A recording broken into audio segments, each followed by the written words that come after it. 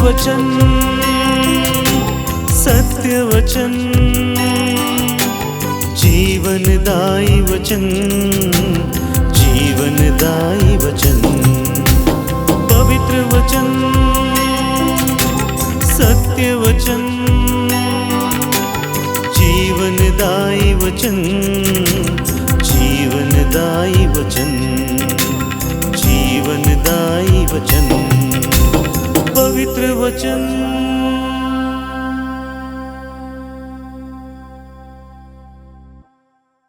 सबको जय यीशु। पुनः एक बार आप सभी का सत्संचार स्टूडियो में स्वागत है। बाइबल सीरीज के इस कड़ी में हम आज चर्चा करेंगे शमूएल के दूसरे ग्रंथ, और इस ग्रंथ पर चर्चा करने के लिए हमारे साथ स्टूडियो में मौजूद है श्रद्धेय फादर अभिनव। श्रद्धेय फादर अभिनव, जैसे कि हम जानते हैं, पिछले सप्ताह हमारे साथ थे शमूएल के पहले ग्रंथ पर चर्चा करने के लिए, और आज वो पुनः उपस्थित हैं शमूएल के दूसरे ग्रंथ पर चर्चा करने के लिए। वह वर्तमान में, जैसे कि मैंने कहा, वह Saint John Paul Vidyankur minor seminary में वाइस रेक्टर के रूप में कार्यरत है, और आज इस चर्चा में शरीक होने के लिए मैं उनका धन्यवाद देता हूं, और आप सबों की तरफ से मैं उनका स्वागत करता हूं। धन्यवाद फादर। तो फादर, इस ग्रंथ के चर्चा को आगे बढ़ाते हैं। शमूएल के दूसरे ग्रंथ के बारे में आज हम चर्चा करने वाले हैं, और सबसे पहला प्रश्न मैं आपसे ये करना चाहता हूं कि राजा दाऊद अन्य सभी राजाओं से श्रेष्ठ क्यों समझा जाता है? वैसे हमने देखा कि बाइबल में राजा दाऊद जो है वो सबसे श्रेष्ठ राजा हैं, तो क्यों ऐसा उनके बारे में ऐसा कहा जाता है? देखिए, राजा दाऊद जो हैं एक विशिष्ट रूप से प्रभु द्वारा चुने हुए राजा के रूप में उभरे थे, और जब हम उनके कार्यों को देखें तो राजा दाऊद का कार्य विशेष रूप से जो शमूएल का दूसरा ग्रंथ बताता है कि किस तरीके से शमूएल अपने आप को लोगों के साथ एक करता है। चाहे खुशी का पल हो या किसी दुख का पल हो, वो हर समय अपने लोगों के साथ रहता है, और जो भी कार्य करता है दाऊद, वो ईश्वर से प्रेरित होकर करता है। लोगों के साथ मिलजुल करके, लोगों की बातों को सुन करके। और हम दाऊद के जीवन में देखें तो दाऊद ही एक ऐसा राजा है जो प्रभु की कृपा के द्वारा बहुत से लड़ाइयाँ लड़ा और उस पर विजय हासिल किया, और वो विजय हासिल करने के बाद दाऊद को उतना गर्व घमंड नहीं महसूस होता है जितने कभी हम अलग राजाओं को देखें। वो सब कुछ का श्रेय ईश्वर को देता है, और उसका फल ये प्राप्त होता है कि वो अपने प्रजा के लिए एक वरदान साबित होता है। तो इस तरीके से राजा दाऊद को कई आयामों से देखेंगे तो पाएंगे कि वो हर तरीके से भिन्न है, और सबसे बड़ा भिन्नता यह देखने को मिलती है कि प्रभु का वादा रहता है कि जब आने वाली पीढ़ी में यदि मसीहा का जन्म होगा तो दाऊद के वंश से ही उत्पन्न होगा। तो इस तरीके से राजा दाऊद बाकियों से हटके एक श्रेष्ठ राजा के रूप में उभर के आता है। धन्यवाद फादर। दूसरा प्रश्न ऐसा है कि ईश्वर के प्रति निरंतर भक्ति और विश्वसनीयता जो होती है, यदि ऐसा है तो सदैव वो इंसान फलता फूलता है, आगे बढ़ता है। जी। तो राजा दाऊद के जीवन में ये बात कैसे सत्य साबित होती है? देखिए, जब हम पहले शमूएल और दूसरे शमूएल के देखे, जब हम पढ़ रहे थे, तो जहाँ से राजा दाऊद का अभिषेक होता है, जहाँ शमूएल चुनता है, उस क्षण से ही यदि देखा जाए दाऊद के जीवन में, तो प्रभु के प्रति विश्वसनीय था।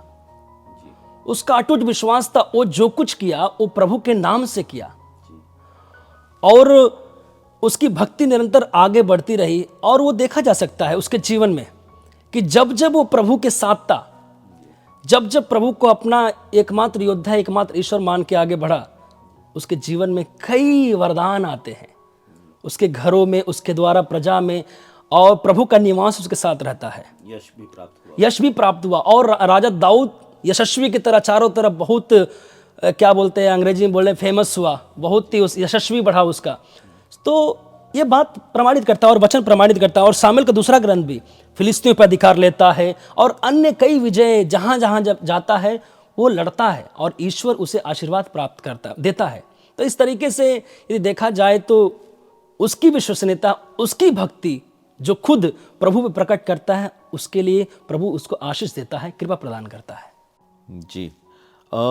विधान की मंजूषा जी प्रभु का पावन निवास स्थान है। ये हम देखते हैं अभी तक जो हमने देखा पुराने व्यवस्थान के ग्रंथों में। तो सैमुएल के इस दूसरे ग्रंथ में इसको किस तरह से देखेंगे हम?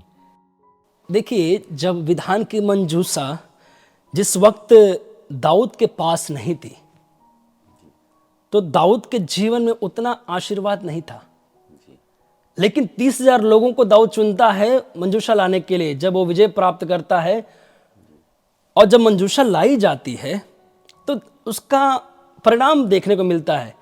डर के मारे दाऊद तो सोचता है कि नहीं, इसको मेरे यहाँ रखना मतलब कि थोड़ा खतरा साबित होगा, क्योंकि उतना उसका विश्वास नहीं था। इसलिए उसने किसी के घर पे रखने के लिए बोला। और बाद में दाऊद देखता है कि जब प्रभु का निवास स्थान वहाँ पे, तो उसका घर परिवार पूरा भल पड़ रहा है, आगे बढ़ रहा है, उन्नति हो रही है। इसलिए दाऊद फिर उसको विधान की मंजूषा को अपने पास लेकर के आता है। और उसके बाद दाऊद के जीवन में भी वो आशीर्वाद शुरू होता है, जहां इर्द गिर्द उसके चारों तरफ बढ़ोतरी होने लगती है। और वो विधान की मंजूषा, यदि हम उसको पुराने विधान में भी देखा जाए, जैसे कि इजरायलियों के समय में भी हम सोचते हैं कि जब मूसा को ईश्वर का दर्शन हुआ था तो झाड़ी के रूप में प्रभु और उसमें आग जलते हुए प्रकट हुए थे। वो एक्चुअली वास्तव में देखा जाए तो प्रभु का उपस्थिति थी, और वो उपस्थिति मूसा के जीवन में आई और मूसा लोगों का एक नेता बन के उनको आगे लेके आया और उनको एक प्रतिज्ञा देश दिलवाता है। और उसके साथ साथ उनके जीवन में देखा जाए प्रभु की उपस्थिति किस प्रकार से थी, जैसे कि बादल के रूप में और प्रकाश के स्तंभ के रूप में। प्रकाश का स्तंभ ये बताता है क्लैरिटी, मतलब कि पूर्ण से प्रकट करता है कि प्रभु दिन में प्रकट रूप से। और हम देखा जाए जब धूप थी तो प्रभु बादल के रूप में आता था। तो ये बात मतलब कि भले ही हमारे जीवन में एक वो क्षण हो, लेकिन उस वक्त भी उसमें प्रभु हमको उपस्थिति बनाए रखता है। और वही बात सामुएल के ग्रंथ में भी, पूरे सामुएल के दूसरे ग्रंथ में इस बात को पूर्ण रूप से साबित किया गया है कि जहां प्रभु की उपस्थिति होती है वो एक विशेष उपस्थिति होती है, और उस विशेष उपस्थिति को एक विशेष दर्जा दिया जाता है। और उसको हमारे पुराने विधान ने एक विधान की मंजूषा, और उसी को आज हम मसीही लोग, विशेष रूप से कैथोलिक लोग, अपने जीवन में उसको परम स्थान देते हुए आते हैं। तो इस तरीके से एक विधान की मंजूषा जो है वो हम सबके लिए एक वरदान साबित होती है और प्रभु की उपस्थिति होती है। और जैसे विधान की मंजूषा जो लोगों के पास रही उस समय पर जी, तो आज के संदर्भ में जैसे हमारे चर्च में है जी, तो वो कहाँ किस तरह से लोग पाते हैं प्रभु को? देखिए, आज के जो समय में वो विधान की मंजूषा जो प्रतीक के रूप में रखा जाता है वो हमारे गिरजाघरों में है, और एक विशेष स्थान पे विशेष रूप से जब हम जाते हैं तो सीधे सामने होता है वो संदूक जो होता है, संदूक जो उसमें टैबरनेकल बोलते हैं अंग्रेजी में, और उसमें प्रभु की पावन शरीर की उपस्थिति होती है, साक्षात प्रभु उपस्थित होते हैं।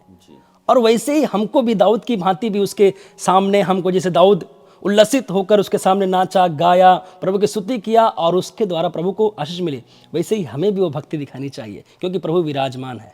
तो पुराने समय में विधान जी प्रभु के उपस्थिति का प्रतीक था, लेकिन आज के संदर्भ में प्रभु स्वयं उपस्थित हैं रोटी के रूप में ना, तो अपने शरीर के रूप में, रोटी नहीं, जबकि मिसा बलिदान के जरिए वो उनका शरीर बन जाता जी, है। अवश्य। तो यूकरिस्ट के रूप में प्रभु उपस्थित है हमारे बीच में। जी, बहुत जी, अच्छी बात है। जी। मनुष्य अपने पाप का भागी खुद होता है, जो जी, हम कर्म करते हैं जी, उसके भागी हम खुद होते हैं। तो ये दाऊद राजा के जीवन में ये किस प्रकार से हम इस कथन को देखते हैं? यदि दाऊद के जीवन में देखा जाए तो सच में दाऊद का जीवन कभी कभी मुझे उसको पढ़ने के बाद ऐसा लगता है कि ये कभी जीरो था तो कभी हीरो था। और दाऊद को प्रभु की दिव्य दृष्टि प्राप्त थी, लेकिन फिर भी दाऊद के जीवन में पाप आता है। और दाऊद पाप जो करता है, सबसे पहले उसके जीवन में लालच आती है, लालच के बाद जीवन में वासना आती है, और उस वासना के चलते कई पाप करता है। पाप दाऊद करता है, लेकिन कभी कभी हम सोचने लगते हैं कि हाँ, मेरे कारण बहुतों का भी विनाश होता है। ये बात सच है, लेकिन पाप का भागी इंसान सबसे पहले खुद बनता है, क्योंकि वो खुद का इंसान का वो क्या बोलते हैं विनाश करता है। और दाऊद के जीवन में भी होता है। दाऊद जब बत्शबा से व्यभिचार करता है उसके ऐसे संतान उत्पन्न होते हैं जो दाऊद के परिवार को बचाते नहीं हैं बल्कि दाऊद के परिवार का विध्वंसी करते हैं। और दाऊद खुद प्रभु के मार्ग से भटकता है और दाऊद अपनी सूझबूझ खो देता है और इस तरीके से कई प्रकार के जो अभिशाप हैं अपने जीवन में वो स्वीकार करता है।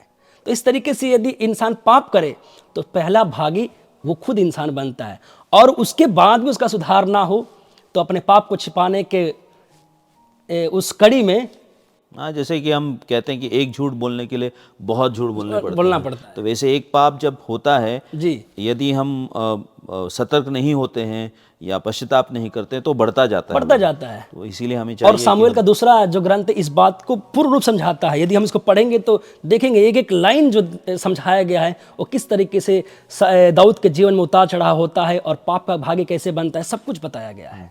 जी, शुक्रिया फादर जी।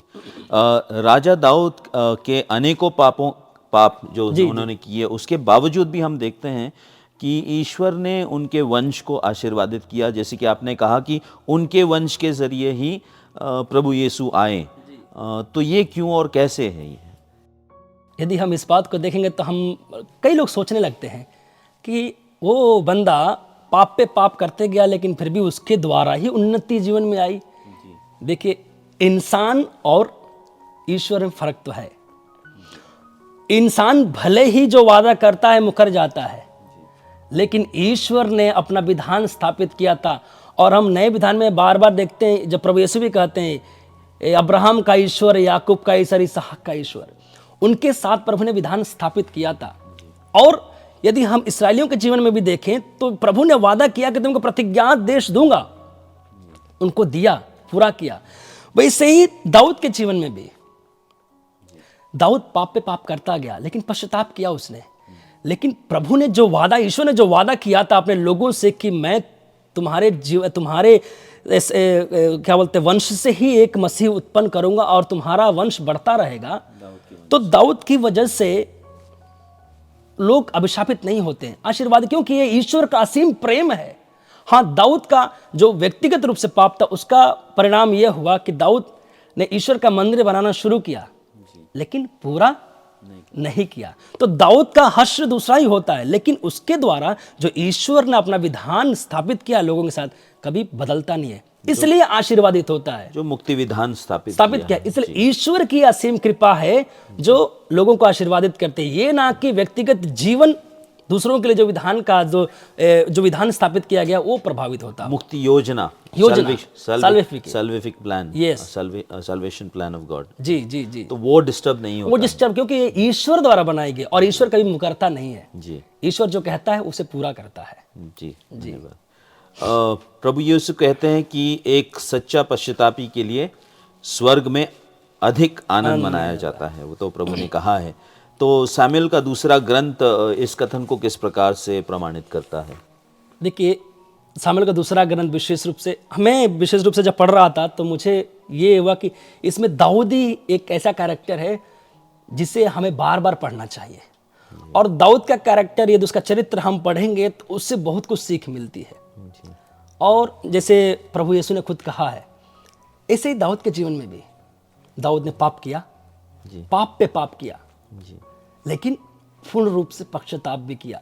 अपने पापों के लिए रोया उसने, मंदिर जाके विलाप किया। और हमने स्तोत्र 50 में पढ़ते हैं किस तरीके से कहता है कि मेरे एक नया हृदय बना प्रभु, और उस तरीके से अपने आप को पूर्ण समर्पण करता है, तो पश्चाताप करता है।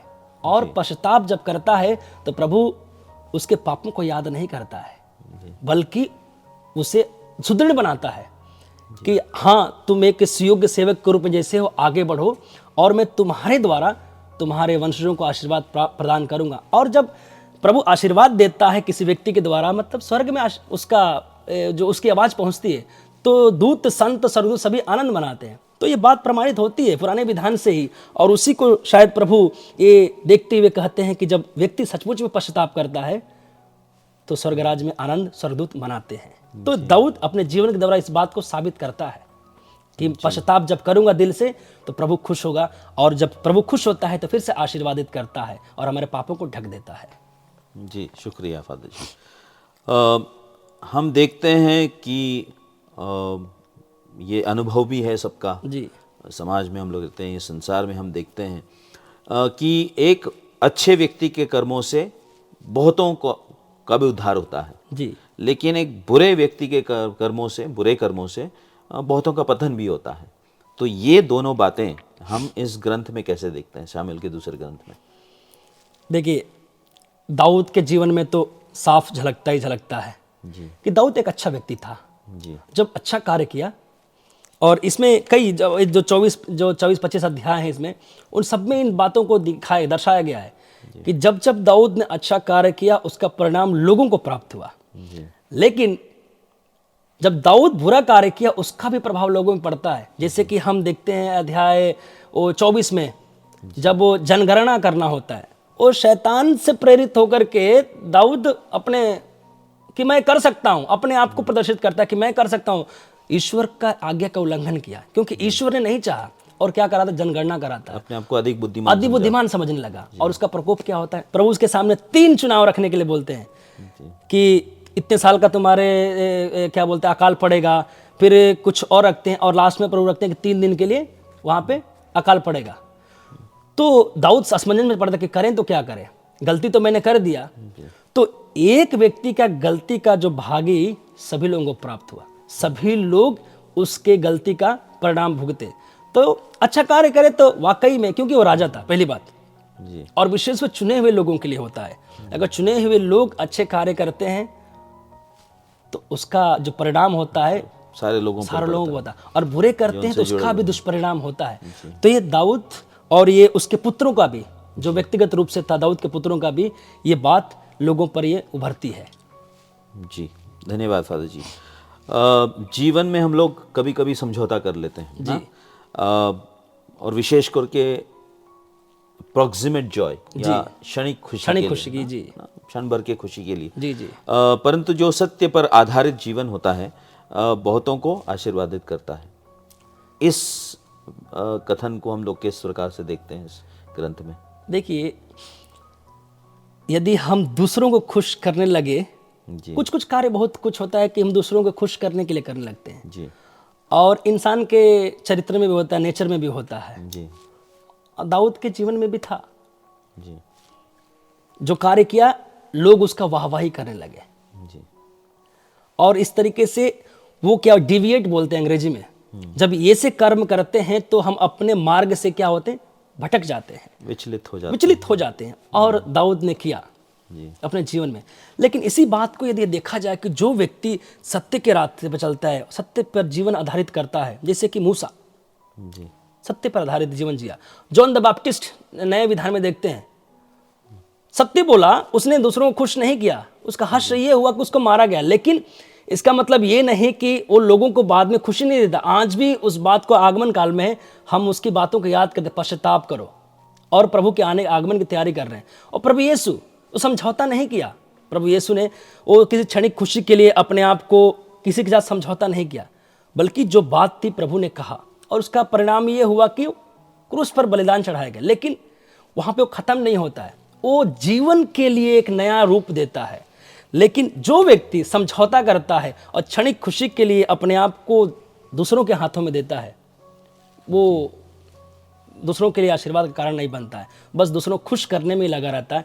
और दाऊद के जीवन से इस बात को देखा जा सकता है कि किस तरीके से कभी कभी दाऊद अपने अपने रास्ते से भटकता गया। यानी सत्य के मार्ग पर चलना थोड़ा कठिन है, जैसे कि प्रभु यीशु ने भी स्वयं कहा है, जी जी ना, जो नेक राह है वो संकीर्ण है जी। हाँ, तो इसीलिए आज के समाज में भी, संसार में हम लोग देखते हैं इस बात को जी।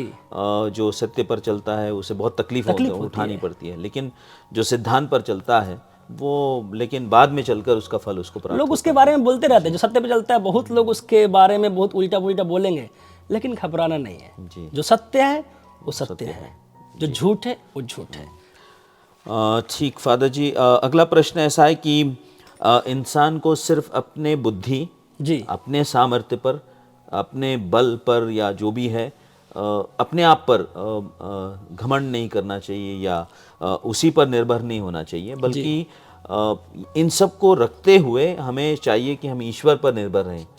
इसके बारे में थोड़ा इस ग्रंथ के आधार पर कुछ बताइए। देखिए, इसको अंग्रेजी में यदि बोलेंगे, taking God seriously then relying on our own powers. जो व्यक्ति ईश्वर को गंभीर तरीके से लेता है, जी, वो व्यक्ति वास्तव में धीरे ही मगर लेकिन आने वाले समय सफल व्यक्ति बनता है। जैसे कि अंग्रेजी में कहावत भी है, man proposes but God disposes. मनुष्य कई योजनाएं बनाता है लेकिन उसकी सफलता ईश्वर के हाथ में ही निर्भर होता है, क्योंकि जीवन का की शुरुआत और अंत ईश्वर में ही है। और यहाँ पे देखते हैं कि ईश्वर की योजना कुछ और थी, चाहता था ईश्वर दाऊद के लिए, जी, लेकिन दाऊद अपनी योजना बनाना शुरू किया। ईश्वर ने बोला अपनी ज्ञान इंद्रियों को कंट्रोल में करके रखो क्योंकि तुम एक अभिषिक्त राजा हो, जी, लेकिन दाऊद ने ऐसा नहीं किया। जनगणना के समय में भी यही हुआ। वो अपने आप को सोचा कि मैं राजा हूं तो मैं सब कुछ कर सकता हूं, मुझे करने का अधिकार है, लेकिन वो भूल गया कि वो राजा क्यों है। वो भूल गया कि उसका अभिषेक ईश्वर के द्वारा हुआ है। जी, और इस तरीके से अपने आप को एक तरीके से वो घमंड की तरफ लेते जाते हुए, और उसका परिणाम यह होता है कि गिरता है जीवन में। तो यही है, यदि हम अपने आप को सर्वे सर्वा मानने लगे, अपने आप को सोचे कि बस जो मेरा है, मेरे अंदर पावर है, मुझे दिया गया है, मुझे कर सकता हूं, तो शायद इंसान गलत रास्ते की ओर जा रहा है। क्योंकि कभी भी इंसान जो है ईश्वर का प्रतिरूप बनाया गया है, और इंसान का एक गुण है कि वो ईश्वर की खोज में लगा रहे। यदि इंसान अपने आप को ईश्वर से अलग करता है तो उसका विनाश है। तो ये दाऊद के जीवन में दर्शाई, ये ग्रंथ विशेष रूप दर्शाता है वही किस तरीके से दाऊद के जीवन में उतार चढ़ाव आता है, और तभी दाऊद गिरता है जब अपने आप को ईश्वर से अलग करता है, अपने आप को साबित करना चाहता है, तभी दाऊद गिरता है। इसलिए इंसान को हमेशा ईश्वर को प्राथमिकता देनी चाहिए। जी, धन्यवाद फादर जी। हम लोग अभी बहुत जल्द ही एक बहुत बड़ा त्योहार जो है जी, वो है क्रिसमस। जी, प्रभु यीशु का जन्म का त्योहार जी, उसको मनाने जा रहे हैं। जी। तो इस संदर्भ में आज मैं चाहूँगा कि केवल इस ग्रंथ के आधार पर नहीं, जो कि आपने पिछले सप्ताह में हमें जोशुआ के पहले ग्रंथ के आधार पर एक संदेश दिया था, मैं चाहूँगा कि क्रिसमस के आधार पर आप हमारे दर्शकों को क्रिसमस का कोई संदेश दीजिएगा। जी अवश्य फादर जी। हम लोग इस समय अब आगमन काल में हैं, जी, तैयारी, और एक ही सप्ताह बाद हम प्रभु के ख्रिस्त जयंती काल में प्रवेश करने वाले हैं। जी, आगमन काल विशेष रूप से हमें आमंत्रित करता है कि टेढ़े मेढ़े जो जीवन के रास्ते हैं सीधे कर लें। क्यों सीधे कर लें? क्योंकि प्रभु आ रहा है। जो शब्द है, जो जीवंत शब्द है, वो देह धारण करने वाला है, अर्थात ईश्वर सचमुच में हमारे बीच में निवास करने वाला है। जी, तो इस आगमन काल में हमें दाऊद के मनोभाव को स्वीकार करना है, क्योंकि ईश्वर ने वादा किया था दाऊद से कि मैं तुम्हारे साथ हमेशा रहूंगा, तुम्हारे वंशजों को सुदृढ़ बनाऊंगा, तुम्हारे वंश से एक कोई उत्पन्न होगा जो महान होगा। जी, यदि दाऊद अपने आप को संभालता नहीं, अपने जीवन के टेढ़े मेढ़े रास्ते सीधा नहीं करता, जी, तो शायद ये कार्य असंभव था उसके जीवन में। जी, उसने किया और उसने परिणाम जो फल था वो प्राप्त किया। तो हमें भी यही करना है। ये आगमन काल वही है। हम इस समय क्या करते हैं, आजकल क्रिब बनाने में, घरों की सफाई करने में, तारे लगाने में व्यस्त हो जाते हैं। और जब भी हम क्रिसमस के बारे में सोचते हैं, जैसे कि संसार में फैला हुआ है ये भ्रांति कि क्रिसमस के बारे में सोचते साथ ही सेंटा क्लॉज को सोचते हैं। सेंटा क्लॉज और क्रिसमस ट्री या क्रिसमस गिफ्ट के बारे में बल्कि जो मुख्य व्यक्ति है उसको भूल जाते हैं। उसका हम स्थान नहीं दे पाते हैं, नहीं दे रहे हैं। हम लोग भी कभी कभी भूल जाते हैं कि व्यस्त हो जाते हैं, लेकिन वास्तविक रूप से प्रभु क्या चाहता है? प्रभु हृदय देखता है, हृदय की तैयारी देखता हृदय की तैयारी देखता है। यदि हमारा मन शुद्ध है, यदि हमारा मन अच्छा है, तो जब प्रभु आता है तो उस खुशी में जो कार्य करेंगे वो और ही उत्कृष्ट होगा। तो मैं यही कहना चाहूँगा कि हाँ, ये ना कि आप तैयारियां ना करें, तैयारियां करें, भरपूर तैयारियां करें, लेकिन ये ना भूलें कि जो ईश्वर चाहता है हमारे जीवन की तैयारियां, उसको ना भूलें, उसको एक उचित स्थान दें, जगह दें, जिससे कि प्रभु का वास हो। और क्रिसमस यही है, गॉड बिकमिंग मैन, शब्द को देह धारण करना। तो उसका अनुभव करें। यदि अनुभव नहीं होगा तो शायद कई क्रिसमस आएगा चला जाएगा, लेकिन प्रभु नहीं आएगा। मैं यही बोलना चाहूँगा फादर। धन्यवाद फादर जी। बहुत सुंदर शब्दों में आपने एक तो व्याख्या की संदेश दिया और बताया ग्रंथ के बारे में, शामिल के दूसरे ग्रंथ के बारे में, और अंत में बहुत ही सुंदर संदेश दिया विशेष रूप से क्रिसमस के बारे में। और अक्सर यही होता है कि जैसे कि मैंने भी कहा कि हम लोग देखते हैं कि बाकी सब तैयारियां होती, बाकी सब कुछ को जगह मिलता है, जैसे पहले हुआ था बैतलहम में कि प्रभु यीशु को जन्म देने के लिए जगह नहीं मिली, जब उनको जाके गौशाला में जगह मिली। तो उसी प्रकार से हमारे क्रिसमस सेलिब्रेशन में महोत्सव में सब कुछ को स्थान मिलता है एक्सेप्टिंग क्राइस्ट को, यीशु को नहीं मिलता है। तो हो सकता है आपके संदेश के बाद हमारे सभी दर्शक इस बात को आत्मसात करेंगे और इस पर ज़रूर सोचेंगे कि क्रिसमस का केंद्र बिंदु कौन है, वो है प्रभु यीशु, और यही बात हम दूसरों तक भी पहुंचाएं। तो आज के इस चर्चा के लिए फादर जी, हमारे सभी दर्शकों की ओर से मैं आपको बहुत बहुत धन्यवाद देता हूँ। धन्यवाद, शुक्रिया। और प्यारे दर्शकों, पुनः एक बार आप सबों की ओर से मैं फादर जी को धन्यवाद देता हूँ, आप लोगों को धन्यवाद देता हूँ कि आप लोग हमारे साथ बने रहें और इस चर्चा को आप लोगों ने सुना। मैं समझता हूँ कि आपने आत्मसात भी किया और इस चर्चा के ज़रिए आपको यह मददगार साबित होगा इस ग्रंथ को पढ़ने में और समझने में। पुनः मैं आपसे दरख्वास्त करता हूँ कि इस चैनल को आप दूसरों तक पहुँचाएँ, शेयर करें। क्रिसमस पर आप बहुत सारे तोहफे शेयर करेंगे, लेकिन उससे बढ़कर, सबसे बढ़कर तोहफा यही होगा शेयर करना कि इस चैनल को शेयर करें, बहुत सारे लोग इसको देखें, सुने और समझें और प्रभु वचन से प्यार करने लगें और प्रभु से प्यार करें। तो आप सबों को पुनः एक बार बहुत बहुत धन्यवाद और अगले सप्ताह फिर मिलेंगे एक नए ग्रंथ के साथ में। तब तक के लिए आगे दीजिएगा।